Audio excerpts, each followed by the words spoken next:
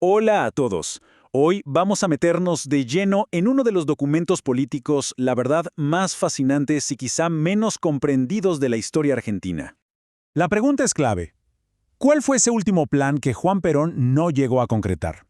Bueno, para entenderlo tenemos que sumergirnos en el dramático acto final de uno de los líderes más influyentes de América Latina.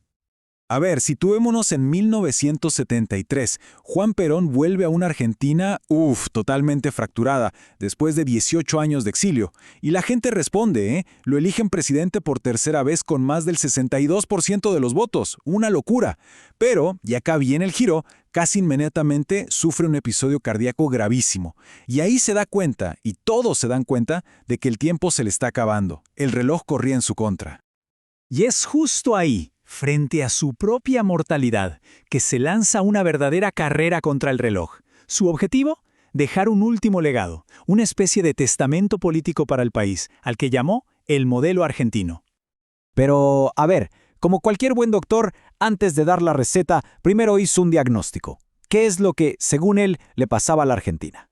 Y su diagnóstico fue contundente. Para él, el país sufría de una especie de enfermedad crónica, la dependencia. Y ojo, no hablaba solo de dependencia económica, iba más allá, hablaba de un colonialismo cultural.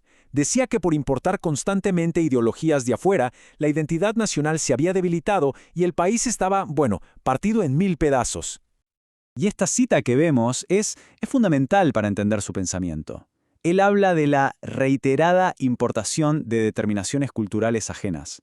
O sea, lo que él llamaba un vasallaje cultural. Pensaba que los medios, la educación, todo transmitía valores que no eran propios y que eso impedía que Argentina se conociera a sí misma.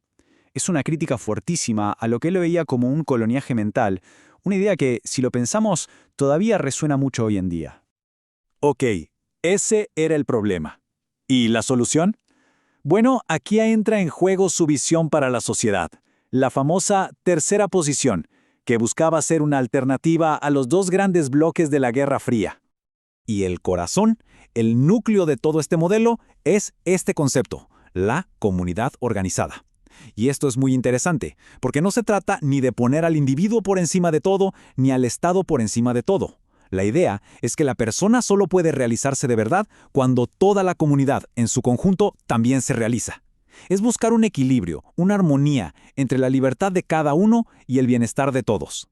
Claro, por eso su modelo rechazaba de plano tanto al capitalismo liberal como al comunismo. Para Perón, los dos eran en el fondo materialistas. Uno enfocado en el lucro, el otro en el control del Estado.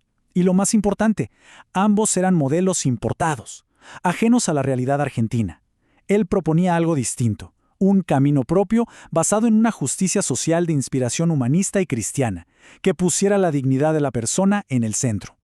Pero atención, porque el modelo argentino no era solo para adentro, no era solo una política nacional, era mucho más ambicioso. Era una gran estrategia, pensada en etapas, para proyectar a la Argentina en el escenario mundial. Y el plan era súper claro, casi un manual de instrucciones en 3 pasos. Paso 1, la liberación nacional, o sea, lograr una autonomía total en lo político, lo económico y lo cultural. Paso 2, el continentalismo. La idea era unirse con los demás países de América Latina para formar un bloque fuerte. Y recién ahí, como tercer y último paso, venía el universalismo. Salir a negociar y a relacionarse con el resto del mundo, pero ya no como un país aislado, sino desde una posición de fuerza, como parte de un continente unido. Y creo que no hay frase que resuma mejor la urgencia de esta visión que esta, que es casi una profecía. El año 2000 nos encontrará unidos o dominados. Lapidario. Para él no había grises, o el continente se unía o terminaría sometido. Sin embargo, toda esta gran visión, este plan tan ambicioso, al final se quedó en eso, en un proyecto, en un papel.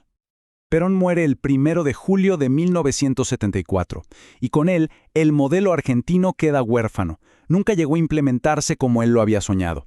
Y claro, desde ese momento, queda flotando en el aire esa pregunta, ese gran ¿qué hubiera pasado si? De la historia argentina.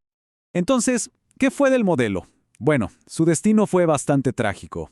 Inmediatamente después de su muerte, la voluntad política para llevarlo adelante simplemente se esfumó. Poco después, el golpe de Estado de 1976 instaló un régimen con una ideología diametralmente opuesta. Y con el tiempo, los gobiernos que vinieron después tomaron el concepto de proyecto nacional, pero lo distorsionaron, lo vaciaron de contenido. Al final, el modelo quedó como un texto casi de culto para sus seguidores, pero nunca se convirtió en una política de Estado. Y esto nos lleva a la pregunta final. ¿Qué queda hoy de todo esto? ¿Qué queda del modelo argentino? Y la respuesta es compleja, porque aunque nunca se aplicó, muchas de sus ideas centrales, la identidad nacional, la justicia social, la búsqueda de una autonomía estratégica, siguen apareciendo una y otra vez en los debates políticos de Argentina. Un legado sin duda polémico, complejo y sobre todo inconcluso.